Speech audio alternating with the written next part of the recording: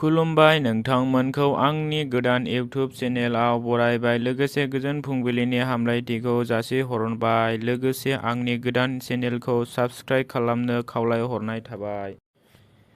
BTR सरकारनि मोनसे मख'जाथाव हाबाफारि खाना खुजा बेंगा लेंग्रा आरो बेंगुरा सुबुंफोरनो मददारि आगजु होदों। BTR सरकारनिफ्राय खोमा खोनायै हियारिं एइड्स मेगन नुयैफोरनो थाबायनायाव लानाय सेन्सर गोनां स्पिक गुबुन गुबुन बिथिङाव मदद जानाय आगजुखौ रानना होदों BTR सरकारा। लोगोसे BTR सरकारनिफ्राय बिथांखि BTR सरकारनि मदद हाउस फाउन्डेसन आरो PMDK ABSU नि हेफाजाबजों अदालगुरि हायार सेकेन्डारि अडिट'रियामाव अदालगुरि जिल्लानि गासै 60 निबो बांसिन दुखुथिया खाना खुजा बेंगा लेंग्रा आरो बेंगुरा सुबुंफोरनो मददारि आगजु राननानै होदों। BTR सरकारा बे हाबाफारियाव गाहाय आलासि महरै बाहागो लानानै रानना होयो मावफुं सोद्रोमा डक्टर निलुत स्वर्गियारि। बिथाङा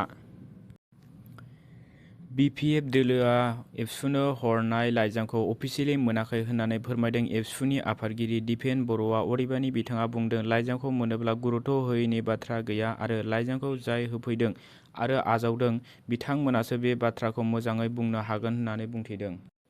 आरोबाव खेबसे हाग्रानि मैदेर गाग्लोबनाय जाथाय मैयानि 13 आगस्ट खालार खालि हाग्रानि मैदेरा सरन बाथौ गुदि फरायसालिनि ओंखाम संग्रा न' आरो फरायसालिखौ सिफायनानै गालांदों। लोगोसे गणेश बर'नि थाग्रा न'खौ इन्जुर बोलाना गालांदों।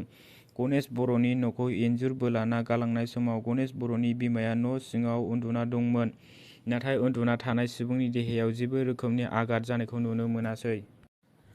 मैया 13 आगस्ट खालार खालि कक्राझार जिल्ला फाइनाल इलेक्ट'रेल रल पाब्लिकेशन फर BTC इलेक्शननि सायाव कक्राझार जिल्ला बेंगिरि मासान्डि फार्टिन IS नि खौरां मेल लानाय जादों। जानो गोनां BTC बिसायख'थिनि थाखाय कक्राझार जिल्लानि गासै मोन 12 बियाब भटार फारिलाइखौ मैया 13 आगस्ट खालार खालि फाइनाल इलेक्ट'रेल रल ड्राफ्ट फोसावबाय। बिनि गेजेरजों आरोबाव बुंथिना होबावदों 3,50,407 मेल भटार आरो 3,50,280 फिमेल भटार। गासै भटारफोरा 7,06,000